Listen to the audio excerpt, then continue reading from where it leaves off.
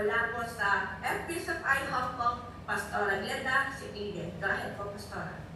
Praise the Lord. Thank you very much, Sister Mimi. At isang mapagpalang araw po sa ating lahat, mga kapatid. Makaway po ulit. Kawayan na natin ang mga ibang mga kasamahan natin mga BJMPs. Ngayon na tayo kakaway. Kasi kapag nagsimula na po tayong mag-aral ng salita ng Panginoon, bawal po muna ang pakaway-kaway, mga nagsasign ng mga heart-heart. Alam ko, pumahal natin ang bawat isa dahil na ituturo ang pagmamahal ng Panginoon sa atin. Pero may tamang panahon, tamang oras para gawin natin ang pag-heart-heart at kung ano-ano pa. Amen? Amen po ba mga kapatid? Pa-thumbs up kung okay sa inyo. Okay. So bago ko po ibigay ang salita ng Panginoon sa umagang ito, tayo po muna ay yumuko para po sa maikling panalangin. Hallelujah, dakila ka Panginoon at tinataas namin ang banal mong pangalan, O Diyos. Salamat sa pagkakataong ito na kami po ay binigyan mo ng panahon, O Lord, para po sa ganon ay muli po makapagpuri sa iyo, makapakinig po ng iyong mga salita, Panginoon, at mabati po namin ang bawat isa para po sa ganon maipadama po namin ang suporta niyo po sa pamamagitan po ng pagmamahal namin sa bawat isa, Panginoon. Salamat po, ikaw ang siyang kumilos sa aming kalagitnaan. At Lord, ako lamang po ay instrumento mo. Hindi po ako makakapagligtas, hindi po nakakapagligtas ang church na ito, Panginoon. Pero salamat dahil alam namin na ikaw ang kikilos sa aming kalagitnaan at tutugunin mo, Panginoon, ang bawat hinaing ng iyong mga anak na matamang na nakikinig sa iyo, O Lord. Salamat po, ikaw ang maitaas at madakila. Holy Spirit, ikaw ang kumilos sa aming kalagitnaan, Panginoon. This is our prayer. In Jesus' name, Amen and Amen. Ayan, tayo po ay mag-aaral ulit ng salita ng Panginoon. At ang pag-aaralan po natin sa umagang ito ay kung bakit po ba importante na tayo po ay makinig at sumunod sa katuruan po ng Bible. Bakit kaya kailangan nating mag-Bible study? At kaya para maintindihan po ninyo na palagi namin ini-instruct na bawal po munang makipag-usap sa inyong mga katabi habang nasasambit po ang salita ng Panginoon. Kasi importante po na malaman natin ang salita ng Diyos. Amen? At sa umagang ito, isa-isahin natin ano ba ang benefit? Ano ba ang mapapala natin kung tayo ay magko-concentrate na makikinig sa salita ng Panginoon? At ano ba ang mapapala natin kung tayo ay tutupad? Kaya yan po ang ating pag-aaralan. Unang-una po mga kapatid, in John 8:32, makikita po natin na sa pamamagitan ng ating kaalaman sa katotohanan mula sa salita ng Panginoon ay tayo po ay mapapalaya. Yan po ang nakasaad sa John 8:32. Malalaman ninyo ang katotohanan at ang katotohanan na inyong malalaman ay siyang magpapalaya sa inyo. Kaya yan, ang isang bagay kung bakit sinasabi ng Panginoon na huwag ninyong i-neglect, huwag ninyong hayaan na hindi kayo makapakinig ng salita ng Panginoon. Kasi ito po pala ang magiging susi para tayo po ay makalaya. Okay? At ang sabi ng Panginoon, alam niyo po ba ang sabi ng Panginoon? Sa Hosea chapter 6 verse 4 na sabi niya doon na dahil sa kakulangan ng kaalaman ng mga tao, sila ay nasisira.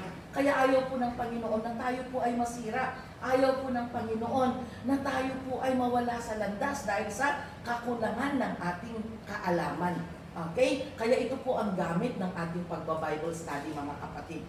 Kaya ano po ba ang kalayaan na yan, Pastora? Kalayaan po ba sa mula sa rehas? O di magiging masaya tayong lahat kung kalayaan ng sa rehas? Of course, parte na din po yan ng kalayaan, ipagkakaloob ng ating Panginoon, pero may timetable po ang Diyos sa lahat ng bagay. Ang pinaka-importanting kalayaan po na ipagkakaloob ng Panginoon mula sa kanyang salita, dahil sa ating kaalaman sa kanyang salita, ay yung kalayaan po mula sa pagkakabihag natin sa demonyo. Kasi alam niyo po, lahat po tayo ay nagkasala. Hindi lang po kayo na nandyan sa loob ng bilangguan. Baka sabihin ninyo, kami lang ang nagkasala kasi kami lang ang nasa loob. Kayo na nasa laya, wala kayong kasalanan. Hindi po, tayo pong lahat ay nagkasala sa Panginoon. Dahil yan po ang nakasaad. No one is perfect, not even one. No one is righteous, ni isa walang matuwid, sabi ng Panginoon. At sabi niya, ang kabayaran sa ating kasalanan dahil sa katigasan ng ating mga ulo ay kamatayan. Kaya yan, pinapahintulutan ng Panginoon na tayo po ay malaman natin ang katotohanan para po makalaya tayo mula sa kaignorantihan, makalaya po tayo mula po sa pagkakabihag ng demonyo po sa atin. Dahil sa ayaw man po natin at ayaw man po natin aminin o aaminin natin, okay? Whether we like it or not, yung sarili po natin ay pinagamit po natin sa demonyo. Naging instrumento po ng demonyo ang ating buhay, mga kapatid. Naging instrumento ng demonyo yung bibig mo para magchismis, yung bibig natin para magsabi ng mga kasinungalingan, yung mga kamay natin para makagawa ng krimen, yung isip natin para makaisip ng masasamang mga bagay, yung paa natin para pumunta sa maling direksyon. Ginamit po lahat ng demonyo itong buhay natin dahil siya po ang naghari. Pero salamat dahil nung napakinggan po natin ang salita ng Panginoon, napalaya po tayo mula sa pagkakahawak ng demonyo sa ating mga buhay.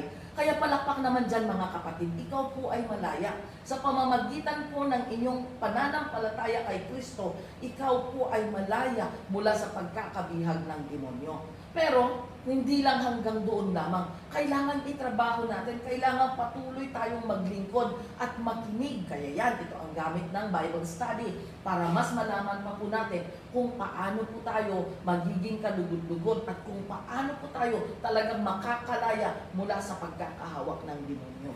Okay? So, unang-una, para malaman po natin ang katotohanan at tayo po ay mapalaya. Pangalawang rason kung bakit natin dapat pakinggan ang salita ng Panginoon at isa pamuhay.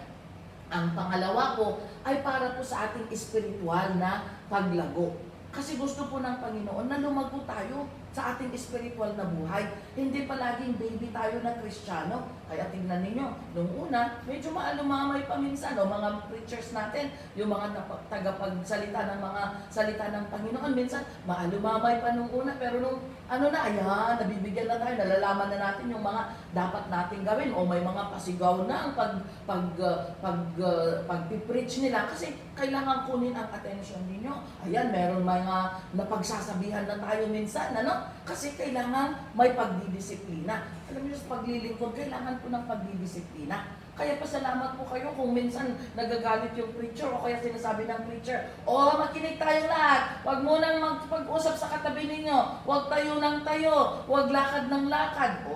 Yan po yung mga pamamaraan para po makuha ang atensyon natin, para makapag-focus po tayo. Kasi yan po ay pamamaraan ng Panginoon para tayo po ay lumago. At sinasabi po niya sa kanyang salita, sa Jeremiah chapter 15 verse 16. Ano po ang makikita natin dito sa salita ng Panginoon? Okay, Jeremiah chapter 15 verse 16. Sabi niya dito, noong nagsalita kayo sa akin, when you speak your words, when you gave me your words, sabi niya, nung nagsalita kayo sa akin, pinakinggan ko po kayo. Ang mga salita po ninyo ay kagalakan ko at ako'y sa inyo, O Panginoong Diyos na makapangyarihan. Ayan po, nakakapagpalago po sa pamamagitan po ng pakikinig natin at pagtupad po natin sa salita ng Panginoon. Lumalago po ang ating pananampalataya sa ating Panginoon. Alam niyo po kasi, kailangan natin lumago. Kasi kagaya din ng isang bata, di ba, nakakaalarma kung ang bata, alam niyo, ang isang bata, meron silang sinasabi na milestone. Dapat, in 1 to 3 months, kapag yung panganak na bata, in 1 to 3 months, dapat may makikitang head rolling, yung paggalaw ng kanyang ulo from left to right. Kung wala yan, medyo pa-check up ng konti. Kapag nag 6 months naman, dapat meron lang yung parang babaliktad na siya. May attempt na babaliktad na siya. Kung wala yan na hindi nangyayari yan within 3 to 6 months, medyo nakakaalarma. O pagdating naman ng 9 months, dapat meron na siyang head movement na kahit parang yung babangon siya. Dapat may ganun. Yan ay mga milestone ng isang bata na normal sana sa isang bata. Pero kung yan ay missing, medyo delayed yung development. At ayaw po ng Panginoon na sa ating spiritual ay ma-delay po yung development natin. Mga kapatid naman dyan sa Mandaluyong, pakaway po kung klaro po ako sa inyo, mga kapatid. Klaro po ba? Okay. So yan. Mamaya may quiz tayo, ha? Kaya makinig kayong mabuti kasi magtatanong ako mamaya. At dapat masagot po ninyo yung aking itatanong. Okay po ba? Okay. So ang isang bata dapat po lumalago. Okay? Kung wala po yung mga developmental milestone na sinasabi, ay medyo delikado po yan. At ganyan din po ang gusto ng Panginoon. Habang nakikinig po tayo, dapat lumalago din po tayo. At sabi ng sa English na binasa natin kanina, sabi niya, when your words came, I ate them. Nung napakinggan ko ang salita mo, kinain ko. Oh, nakakain ba ang salita ng Diyos? Oh, hindi po. Ito po isang figurative speech na kung saan yung salita ng Panginoon ay parang pagkain. Ano ba ang gamit? Bakit ba tayo kumakain ng 3 times a day? Actually, meron po tayong merienda sa umaga, merienda sa hapon, merienda pa sa ating gabi. So, ikaw na ang Pilipino. Okay? Habang yung ibang tao ay 3 times a day lang ang pagkain nila, tayo po ay 6 to 7 times a day. Pero bakit kailangan natin kumain? Para mapalakas po ang ating mga katawan, para maging malusog po tayo, para hindi po tayo manghina, hindi po tayo magkasakit. At ganun din po ang ginagawa ng salita ng Panginoon. Kailangan natin kainin yung salita ng Panginoon na napapakinggan natin. Ibig sabihin, kailangan nating isapuso para siya ang maging kalakasan natin sa pang-araw-araw nating buhay. Okay? Okay po ba mga kapatid? Bakit nag-share po ang ating mga... Okay. Yan po mga kaibigan. So kailangan po nating lumago. Kagaya ng isang bata. Di ba alam yung isang baby, parang laging gutom na na-experience nyo ba na medyo laruin ang isang bata? Di ba habang ginaganon mo yung pisngi niya, gano'n na naman siya, igaganon mo doon sa left, susundan naman niya, parang uhaw na uhaw, gutom na gutom, laging nag-crave. Ganon din po ang gusto ng Panginoon sa atin. Like newborn babies, sabi ng salita ng Panginoon, dapat mag-crave din kayo ng pure na spiritual milk. Yan. Dapat puro po yung kakainin natin na spiritual na pagkain. Kaya yan, ang itinuturo po natin mga kaibigan, ay puro po. Kaya kapag nung narinig nyo po yung ating introduction po sa ating church, ayan, we are a Bible-based church. Hindi po kami nakakapagligtas mga kaibigan. Hindi po perfect ang church namin. Pero ang tinuturo po namin ay nagmumula mismo sa Biblia. That's why we are letting you. Pina-flash namin sa inyong mga monitors para makita po ninyo na ang bersikulo na ating binabasa ay nagmumula po mismo sa salita ng Diyos. Amen? So ganyan po. Pangalawa, na rason kung bakit natin pinapakinggan ang salita ng Panginoon ay para tayo po ay lumago. Another thing, ang pangatlo, na rason kung bakit natin papakinggan at isasapamuhay ang salita ng Panginoon ay para po sa ganun ay makaiwas po tayo sa kasalanan, para hindi po tayo magkasala. Yan po ang nakasaad sa Psalms 119 verse 11. Kung titignan po natin ang Salmo 119 verse 11, makikita po natin dito na sabi ng Panginoon, ang salita nyo ay iningatan ko sa aking puso upang hindi ako magkasala sa inyo. So you see, yung salita ng Panginoon na ating napapakinggan, maikli lang palagi ang mga mensahe natin, mga kapatid. Kaya madali lang intindihin at madali lang na maipasok sa ating, maitanim sa ating mga puso. At kung itatago natin, ipapasok natin sa ating mga puso ang salita ng Panginoon, sabi niya dito, para hindi tayo magkasala. Para sa ganon, we might not sin against the Lord. Para yun ang tagapagbantay. Kaya tignan ninyo, ngayon na nakikinig na tayo sa salita ng Panginoon, di ba minsan may mga temptation pa, may mga bagay na pinapakita ang demonyo para sundin natin siya. Pero kapag gagawin mo na, parang merong kamay na pumipigil sa'yo, o parang merong very gentle and small voice inside your heart na nagsasabi na, oops, diba? Napag-aralan mo sa Bible study na mali yan. Oops, diba? Binago na kita. Oops, diba? Kasalanan yan. O, diba? Kaya hindi na natin itutuloy. Kaya yan ang gamit po ng salita ng Panginoon. Habang itinatanim po natin sa ating mga puso, yan po ang magiging gwardya, maghahadlangan po niya para tayo po ay hindi magkasala sa ating Panginoon. Amen? Kasi sabi din niya sa kanyang salita, paano ba magiging puro ang paglakad ng isang tao? Ay, ito lamang ay sa pamamagitan ng kanyang pagsunod sa mga alituntunin ng ating Panginoon. Amen? So sabi, ito din ang isang panalangin. Kailangan nating ipanalangin na, Lord, direct my footstep. I-direct mo ang aking panyapak, Panginoon, para hindi manguna ang kasalanan sa aking buhay. Kaya yan po palagi ang ipanalangin natin sa Panginoon, na bantayan niya ang ating mga gagawin, mga balak natin sa buhay, yung ating mga desisyon. Lord, every time na meron tayong gagawin, i-commit natin sa ating Panginoon.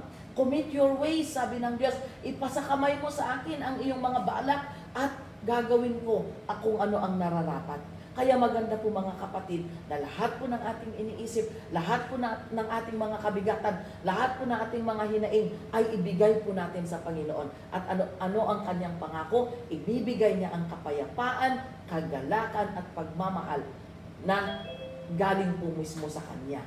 Amen? So ganyan po. Yan ang pangatlo. Para tayo po ay makaiwas sa pagkakasala sa ating Panginoon. Dahil nakatanim po, nakasulat po, nakatago po yung salita ng Diyos sa ating mga puso. Okay? Ang pang-apat po na magagawa kung tayo po ay susunod at makikinig sa salita ng Panginoon ay para po ma-enjoy natin ang kalusugan at kagalingan. Okay? To enjoy health and healing.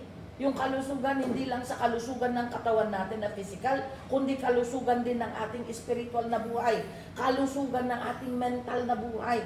Alam nyo, kailangan po natin ng kalusugan sa ating mental. Kasi may mga napapanghinaan ng loob, may mga nadidepress, may mga nalulungkot. Kaya yan, hindi nila makayanan ang kanilang mga problema. Magbibigti na lang sila. Pero kapatid, sinasabi po namin sa inyo, ang pagbibigti po o pagpapakamatay mga kapatid ay hindi po kailanman isang solusyon sa problema po natin.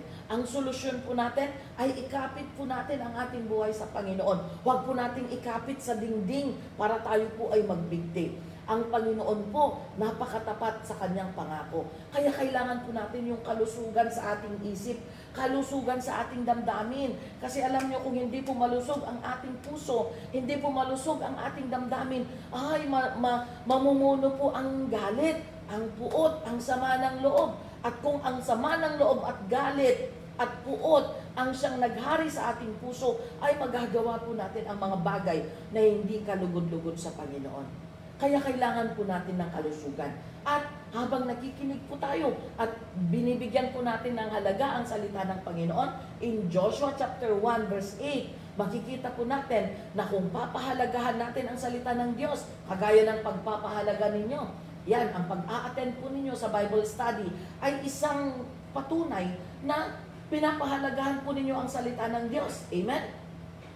Sabi ng salita ng Panginoon, in Joshua chapter 1 verse 8, sabi niya dito, huwag mong kalimutang basahin ang aklat ng kautusan. Ang aklat ng kautusan ay wala pong iba kundi ang Biblia, ang salita ng Diyos. Sabi ng Panginoon, huwag mong kalimutang basahin. Pagbulay-bulayan mo ito araw at gabi. Meditate on it day and night para malaman mo kung paano mo matutupad ng mabuti ang lahat ng nakasulat dito. At kung gagawin mo ito, pagbubulay-bulayan mo, babasahin mo, at tutuparin mo ang kalooban ng Panginoon, sabi niya, uunlad ka at magtatagumpay ka. Okay? Yan pala yung pang-apat. Yung supporting verse natin doon sa to enjoy health and healing ay nasa Exodus chapter 15 verse 26. Basahin nga po muna natin yung Exodus.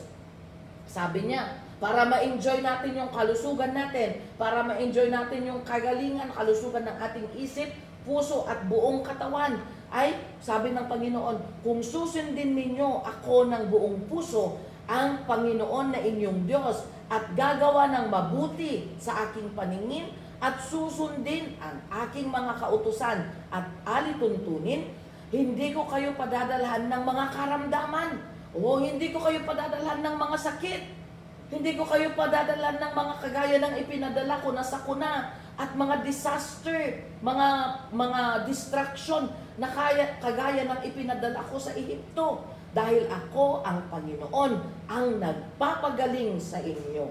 Oh, napakaganda ng pangako ng Panginoon, di ba? Sabi niya kung tutupad tayo at gagawin natin ang kautusan at alituntunin ng Panginoon, hindi magpapadala ang Panginoon ng sakuna, ng mga karamdaman, mga sakit. Kaya yan po ang pangako ng Diyos, mga kapatid. Alam nyo, ang tunay po na susi para tayo po ay maging malaya, para tayo po ay maging malusog, para tayo po ay magtagumpay. Yan po ay sumunod sa kautusan ng ating Panginoong Jesus. Amen? Kaya napakalinaw, hindi niya tayo bibigyan ng sakit kung tayo po ay tapat na magtitiwala at magsasamba at maglilingkod sa ating Panginoon. Dahil ang Panginoon, ang great doctor natin, siya ang great physician. Kung hindi natin afford ang doktor dito sa mundo, dahil minsan may mga doktor na no money, no medicine, o kaya no money, no check-up, ano? Dahil wala kang pera, hindi ka pinapansin sa ospital. Tayo po ay lalapit sa doktor ng kataas-taasan. Wala pong iba, kundi ang Panginoon. At alam niyo po ang pangako ng Panginoon, kung sino man ang tatawag sa akin, ay papansinin ko, tutugunin ko ang kanyang mga hinaing. Kaya yan po mga kapatid, kailangan po nating lumapit sa kataas-taasang doktor na kayang-kaya niyang pagalingin anuman ang sakit mo, kapatid. Okay? Kaya ang pang-apat po ay tayo po ay uunlad at magtatagumpay kung susunod po tayo sa alituntunin ng Panginoon. Yan po yung nakabasa natin kanina. Pakibalik nga po yung Joshua chapter 1 verse 8. Nasabi niya dito, ipinangako ng Panginoon hindi lang po sa kagalingan ng mga sakit o pagpoprotect ng Panginoon sa atin mula sa karamdaman, kundi pati na din po ang pag-unlad at pagtagumpay ay plano din po ng ating Panginoon. Sabi niya, huwag mong kalimutang basahin. Kaya huwag natin kalimutang basahin. Kaya yan, nagba-Bible study tayo palagi para mapakinggan po natin ang salita ng Panginoon. Kasi alam niyo, ang pananampalataya, hindi po pwedeng bilhin sa store o kaya saan man. Hindi natin pwedeng bilhin sa online. Ito po ay makakamtan lamang natin sa pamamagitan ng pakikinig. Through the hearing of the Word of God, faith comes, sabi ng salita ng Diyos. Sa pamamagitan ng pakikinig sa salita ng Panginoon, ay dumarating, natatamo natin ang pananampalataya. Nagkakaroon po tayo ng pananampalataya. Kaya sabi ng Panginoon, huwag ninyong kaligtaang basahin ang kautusan mula sa aklat. At pagbulay-bulayan ito araw-araw, ibig sabihin, lagi nating iniisip, lagi nating minemeditate, lagi nating ipagpapasalamat ang lahat ng pangako at kabutihan ng Panginoon, araw at gabi. At kung gagawin natin ito, ano ang pangako ng Panginoon? Kayo ay uunlad at magtatagumpay. Hallelujah! Pero baka sabihin po natin, paano po kami uunlad, Pastora? Nasa bilangguan naman kami. Walang pag-unlad dito, Pastora, dahil nakabilanggo kami. Alam niyo po ang pag-unlad, hindi lang po yung pag-unlad na kagaya ng akala ng tao na dapat mayroon kang maraming kotse, maraming sasakyan, maraming bahay, maraming lupa, maraming ari-arian.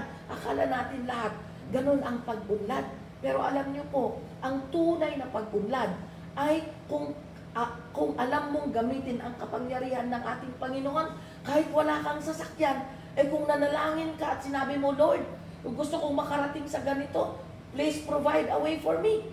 Bibigyan ka magpo-provide ang Panginoon ng sasakyan para sa'yo, para makarating ka sa pupuntahan mo. Gusto mong ipanalangin ang proteksyon ng pamilya mo, lalo na ngayon, na maraming lindol, maraming baha, maraming mga sakuna na nangyayari, baha, lindol, volcano, pumuputok ang mga bulkan, meron pang gulo, meron pang mga nagpo-protesta. Saan pa tayo lulugar sa mundong ito? Saan natin hahanapin ang kapayapaan? Kahit tumakbo tayo sa USA, mga kapatid, meron sarili silang gulo doon. Tumakbo tayo sa United Kingdom, ay may sarili silang gulo doon. Ay takbo tayo sa Israel, Pastora, kasi Holy Land yun. May sarili din silang gulo doon. Hindi nyo ba alam na ginigyera ang Israel every now and then? So saan tayo pupunta na kung saan natin makakamtan ang kapayapaan at kagalakan, ang tunay na proteksyon sa presensya lang po ng Panginoon. At kahit nasa bilangguan kayo mga kapatid, kung nasa iyo ang Diyos, nasa iyo ang proteksyon ng Panginoon. Hindi mo kailangang tumakas para magkaroon ng kalayaan. Hindi mo kailangang tumakas para magkaroon ng kapayapaan. magkaroon ka lang ng Kristo sa buhay mo. Meron kang kapayapaan, meron kang peace of mind. Makakapamuhay ka ng may kagalakan kahit nasa loob po tayo ng rehas. Amen? Kayang-kaya tayong palabasin ng Panginoon sa rehas na yan. Pero may timetable po ang Diyos. At meron siyang itinuturo kung bakit po niya pinahintulutan. We just need to yield our lives. Lord, let your will be done. Kagaya ng panganalangin ni Jesus. Sabi niya, sana Panginoong Ama, huwag mo akong padaanin sa matinding paghihirap na ito. Sabi niya, take away this cup, that cup is the cup of suffering. Sabi niya, Lord, Ama, wag mo akong, kung pwede sanang hindi ako dadaan sa matinding paghihirap, sabi ni Jesus. Yung kanyang pagsusumamo sa Diyos Ama, hanggang yung pawis niya ay parang dugo na dahil sa kanyang sobrang pagsusumamo sa Panginoong Ama. Pero in the end of his prayer, sabi niya, but nevertheless, Lord, let your will be done. Pero kahit gusto kong alisin mo ang paghihirap na ito, Panginoong Ama, sabi niya, pero kung anuman ang kagustuhan mo at kalooban, yun ang iyong ipatupad. Ganyan po sana ang maging panalangin natin, mga kapatid. Hindi man po natin naiintindihan na minsan bakit tayo nandyan sa loob. O kaya kung falsely accused kayo, napagbintangan lang, na frame up, ano pa yung term nila, parang ikaw lang yung ginawang pain, mga ganun ba? So alam po natin ang mga kalakaran dito sa mundong ito. Pero ang pagtitiwala po, ibigay po natin sa Panginoon, iiyak po natin sa Panginoon, at hayaan po natin na ang Panginoon, kumplituhin niya ang anumang bagay na gusto niyang gawin sa ating mga buhay. Kasi gusto niya na yung katagumpayan na ibibigay niya sa iyo ay talagang kakapitan mo hanggang sa kanyang pagdating muli. Okay? So, ganyan po ang gamit ng pakikinig natin sa salita ng Panginoon, mga kapatid. At ang panghuli po na dahilan kung bakit kailangan natin makinig sa salita ng Panginoon at isapamuhay at gawin ang kanyang kautusan ay para po sa ganun ay manatili tayo sa tamang landas at tamang daan. Okay? Gusto ng Panginoon na tayo po ay sumunod. Kaya hindi lang minsanan na, ay di bali, nag-attend na ako last 3 months ago sa Bible study. Okay na ako. Okay na. Puno na yung isip ko at puso ko. Hindi po. Kailangan pong everyday po tayong nakikinig o kaya nagbabasa po ng salita ng Panginoon para laging nasa katuwiran tayo, nasa tuwid po tayong daanan. At yan po ay nakasaad sa Salmo chapter 119, 104 hanggang 105. Ito po ang panghuli nating babasahin. Sabi niya, sa pamamagitan ng inyong mga tuntunin, sa pamamagitan ng inyong mga salita na aking napapakinggan, lumalawak ang aking pangunawa. Kaya kinamumuhian ko ang lahat ng gawaing masama. Hallelujah! Kaya yan, hindi na natin gusto yung mga nagawa natin noon. Di ba? Yung niyayakap natin yung kasalanan noon, talagang enjoy tayo sa pagkakasala sa Panginoon. Enjoy natin ginagawa yung kasalanan kahit alam natin na mali. Pero ngayon na naipapamulat po ang salita ng Diyos sa ating lahat, ayan, lumalawak at lumalalim yung pangunawa natin sa alituntunin ng ating Panginoon. At kinamumuhian na natin ang kasalanan. At yan po ang gusto ng Panginoon. True Christian, ang totoong mananampalataya ay kinamumuhian niya ang kasalanan or mga maling gawain.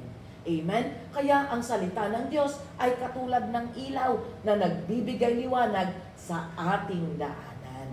Kaya yan po, mga kapatid, magpatuloy po tayo na makinig. Magpatuloy po nating isapamuhay ang mga salita ng Diyos. Magpatuloy po nating itago dito sa ating mga puso para po kapag every time na natutokso ka na gumawa at bumalik sa dati mong ginagawa na masama, ay kapag may nakatago na salita ng Diyos, yan po ang magpo-purge sa'yo. Yan ang magsasabi sa'yo na sasabihin niya na, oops, mali yan. Oops, di ba binago na kita? Oops, hindi yan nakaaya-aya sa Panginoon. Ayan, yan po ang gamit ng salita ng Panginoon, mga kapatid.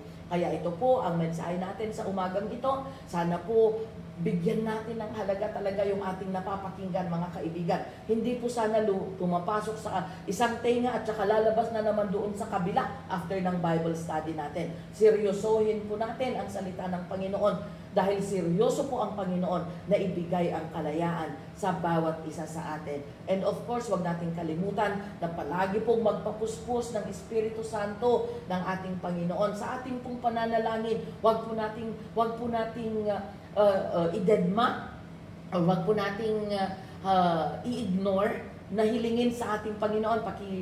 Please go back to gallery, adding. Okay, wag po nating i-ignore yung paghingi po natin, yung paghiling po natin ng Holy Spirit ng ating Panginoon. Kasi kahit na napapakinggan po natin ang salita ng Diyos, kung wala po tayong Holy Spirit, ay hindi po natin kayang pagtagumpayan ang pagsubok sa ating buhay. Amen? So, salamat po mga kapatid sa pagbe-behave ninyo. Palakpakan naman natin ang Panginoon. Praise the Lord. Napaka-behave po ninyo ngayon mga kaibigan. Kaya ang reward po ninyo, kay Lord po natin kukunin. Amen? Kay Lord po natin kukunin yung reward natin. Okay, so bago ko po ibalik sa ating MC, muli po tayo ay manalangin mga kapatid. Hallelujah! Salamat po Panginoon sa mga salita mo na muli po namin pinag-aralan. At Lord, dalangin namin na tulungan mo kaming isa pamuhay, palakasin mo kami, Panginoon, sa pamamagitan po ng kalakasan na nagmumula sa iyong banal na Espiritu. Para ang lahat po ng aming napapakinggan, Panginoon, ay magawa po namin sa aming mga buhay.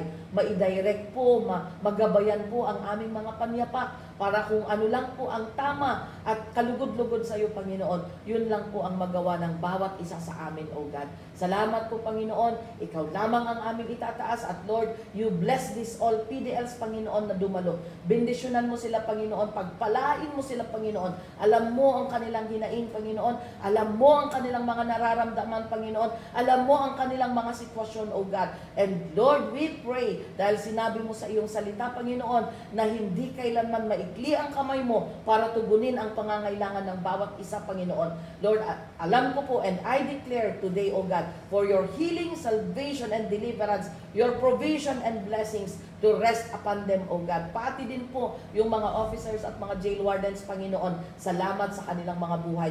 Pagpalain mo din sila, Panginoon. Salamat po. Ito po ang aming samot dalangin sa pangalan ni Jesus. Amen and amen. God bless you all at ibinabalik ko po sa ating MC. Amen. Purihin po ang Diyos at sa salitang napakinggan natin.